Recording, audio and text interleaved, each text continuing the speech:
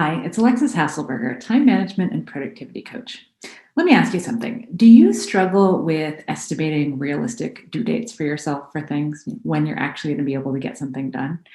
You're not alone. If you're shaking your head, yes, right now, right? If you're nodding yes, you're not alone. This is something that's hard for everyone. Humans are bad at estimating.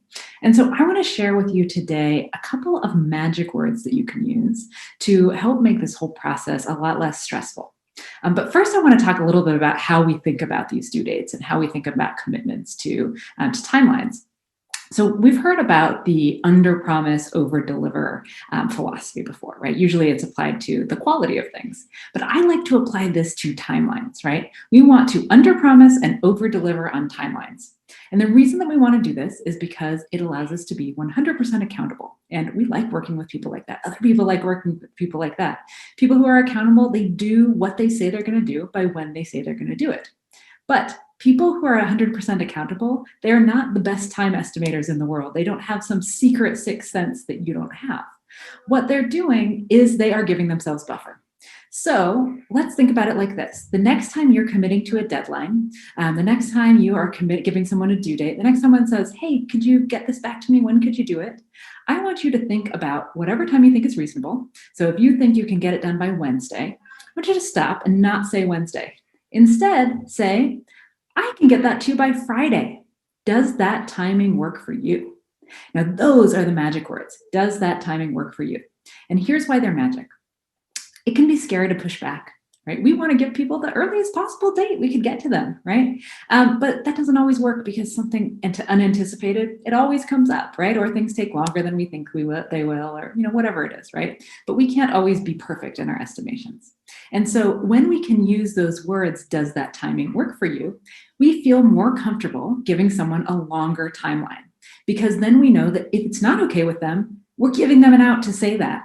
And what I find that happens when we use this phrasing, when we use this terminology, is a few things, right? Firstly, 90% of the time, people are going to say, yeah, no problem. Like, get it to me next week.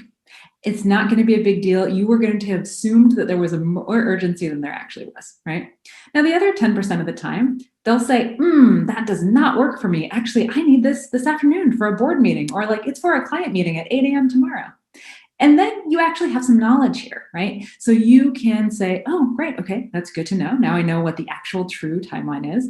And you can do a few things. You can say, you know what, I'm able to reprioritize. And so I can do this, what I was planning to do, I can do that tomorrow, and I'll be able to get this to you by the timeline that you need it.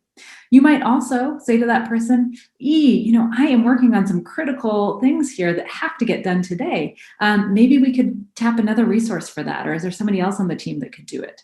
Or maybe whoever it is says, you know what, I'll just actually do it myself. It's fine, right? So once we have given them that out, right? Once we say, hey, does that timing work for you? Now we're engaged in a collaborative conversation that's going to work better for both parties.